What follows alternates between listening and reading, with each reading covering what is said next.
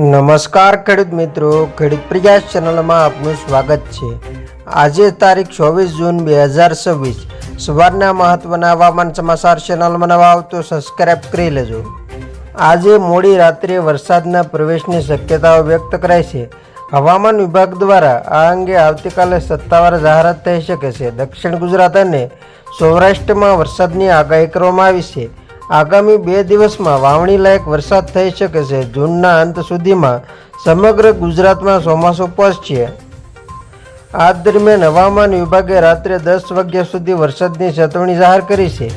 હવામાન વિભાગે આજે રાત્રે 10 વાગ્યા સુધીમાં જૂનાગઢ, રાજકોટ, તાપી, ડાંગ, છોટાઉદેપુર અને નર્મદા જિલ્લામાં વરસાદનું રેડ એલર્ટ જાહેર કર્યું છે। આ ઉપરાંત ગીર સોમનાથ, અમરેલી, ભાવનગર, વડોદરા, સુરત, નવસારી, ભરૂચ અને વલસાડમાં ઓરેન્જ એલર્ટ જાહેર કરવામાં આવ્યું છે। હવામાન વિભાગે આ વિસ્તારોમાં વીજળીના ચમકારા સાથે ભારે વરસાદની આગાહી કરી છે। 15 મીમી સુધી વરસાદ થઈ શકે છે, જ્યારે 60 કિમી સુધી પવન ફૂંકાઈ શકે છે। દક્ષિણ ગુજરાતમાં ભારે વરસાદની સંભાવના છે, ત્યારે સૌરાષ્ટ્ર અને કચ્છના વિસ્તારોમાં પણ વાદળછાયું વાતાવરણ રહેશે। કચ્છ અને સૌરાષ્ટ્રમાં માત્ર હળવો કે સામાન્ય વરસાદ થવાની ધારણા છે।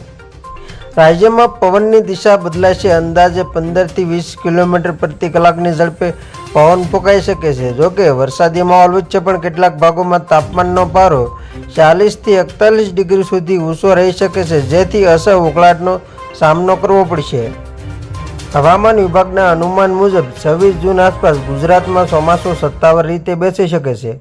મહારાષ્ટ્ર તરફથી આગળ વધેલું ચોમાસું હવે ગુજરાતના દરવાજે પહોંચ્યું છે અને આગામી 7 દિવસ રાજ્યના અનેક વિસ્તારોમાં સારા વરસાદની સંભાવના વ્યક્ત કરવામાં આવી છે। હવામાન વિભાગે દક્ષિણ ગુજરાત અને સૌરાષ્ટ્ર માટે ખાસ આગાહી કરી છે। અમરેલી અને ભાવનગર જિલ્લામાં યલો એલર્ટ જાહેર કરાયું છે, જ્યારે સુરત, નવસારી, વલસાડ અને ડાંગમાં ભારે વરસાદ પડી શકે છે। હવામાન નિષ્ણાંતોના જણાવ્યા મુજબ સાયક્લોનિક સર્ક્યુલેશન અને ટ્રફ સક્રિય બનતા વરસાદનું જોર વધશે, જેના કારણે રાજ્યના અનેક વિસ્તારોમાં સારો વરસાદ નોંધાઈ શકે છે। જાણીતા હવામાન નિષ્ણાત આગાહીકાર અંબાલાલ પટેલે પણ સૌરાષ્ટ્ર અને દક્ષિણ ગુજરાતમાં વાવણી લાયક વરસાદની આગાહી કરી છે। અંબાલાલ પટેલના અનુમાન મુજબ 28 અને 29 જૂને બંગાળના ઉપસાગરમાં નવી સિસ્ટમ સક્રિય બનશે, જેના ભેજના કારણે ઉત્તર ગુજરાતમાં પણ વરસાદનું જોર વધશે।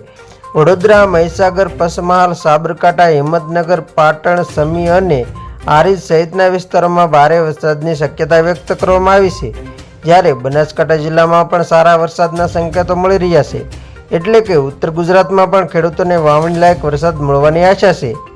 એક તરફ ચોમાસાના આગમનની ઘડીઓ નજીક આવી રહી છે, તો બીજી તરફ ખેડૂતોની આશા પણ હવે વરસાદના વાદળો સાથે ગગનમાં ઊંચી ઉડી રહી છે। જો આગાહીઓ સાચી ઠરે તો આગામી દિવસોમાં ગુજરાતના ખેતરોમાં હરિયાળી છવાઈ જશે અને વાવણીનો પ્રારંભ પણ વેગ પકડશે। તો ખેડૂત મિત્રો, આ હતા સવારના મહત્વના હવામાન સમાચાર। ફરી વખત મળીશું નવી અપડેટ સાથે। ત્યાં સુધી જોતા રહેજો ખેડૂત પ્રયાસ યુટ્યુબ ચેનલ।